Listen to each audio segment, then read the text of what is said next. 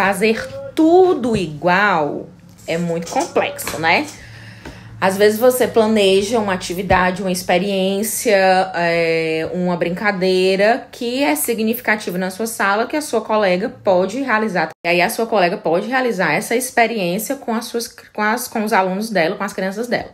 Mas toda vida tudo igual não é legal, né? Aí quer dizer que a professora ela não está atendendo a necessidade da sua sala. As necessidades, né, o interesse das minhas crianças, dos meus alunos, necessariamente não vai ser igual a da turma da minha colega. Então, assim, claro que algumas propostas a gente pode compartilhar, pode ser desenvolvidas em conjunto, mas pode acontecer para sempre, né? Vamos copiar, vamos planejar tudo igual. Nós temos os mesmos alunos, as necessidades são as mesmas, as dificuldades da minha sala é a mesma da dificuldade da minha colega, então isso é bem complexo.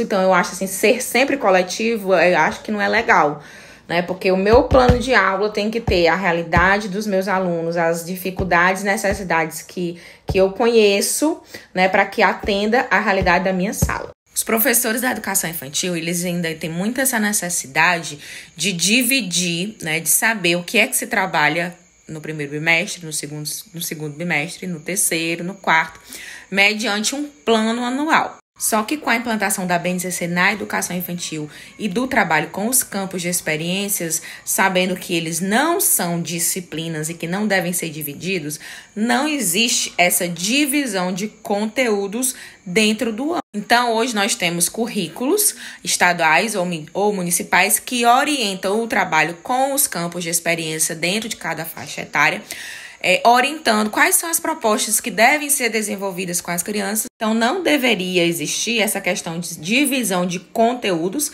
já que os campos de experiência eles não são disciplinas, né? O que será trabalhado no primeiro bimestre, no segundo, no terceiro e no quarto. Então, a proposta da BNCC é de não existir essa divisão de conteúdos, já que os campos de experiências, eles não são disciplinas. Então, nós devemos pensar em propostas baseadas e orientadas pelo currículo, seja ele municipal, estadual, de um currículo da própria escola, que irá orientar os professores quais serão as propostas, o que ele deverá fazer para que as crianças aprendam e se desenvolvam. Já que a gente sabe que, por exemplo, uma determinada atividade ou experiência na educação infantil, ela contempla ali, então, um ou dois ou mais campos podem estar envolvidos dentro de uma proposta que está sendo ali realizada na educação infantil.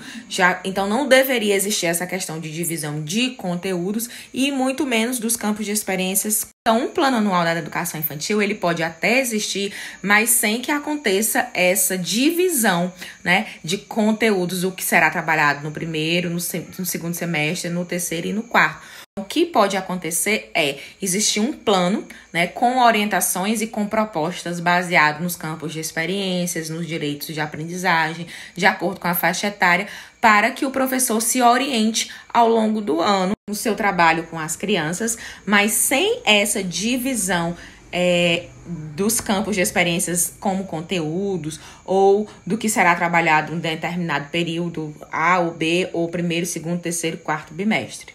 O que eu tenho como documento hoje que orienta o trabalho na educação infantil hoje aqui no Ceará é o DCRC, onde ele lá orienta através de propostas o que deve ser desenvolvido com as crianças dentro dos campos de experiências, de acordo com a faixa etária, mas sem essa questão de divisão em bimestres e também sem essa questão de divisão, né, de conteúdos. A gente sabe que quando a gente fala do trabalho com os campos de experiências é que eles são relacionados, eles são interligados e eles não podem ser divididos, né, como disciplinas. Super compreensível que o professor ainda tem muito essa necessidade de saber o que é que eu vou trabalhar no primeiro, no segundo, no terceiro e no quarto. Mas aí a gente precisa primeiro entender como é o trabalho com os campos de experiências. Então, o trabalho com os campos de experiências, ele não demanda essa questão de divisão de conteúdos.